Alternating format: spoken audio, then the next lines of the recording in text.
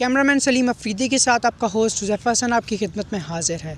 नाज़रीन, मैं आपको बताता चलूँ, रमज़ान के फ़ौरन बाद ही शादियों का जो सिलसिला है वो शुरू हो जाता है और अभी मैं मौजूद हूँ अपनी डिस्ट्रिक्ट अटक में और आपको मिलवाना चाहता हूँ एक ऐसी फ़ैमिली से जो जिनका ताल्लुक़ मियाँ वाली से है और उनकी ज़ुबान सराइकी है।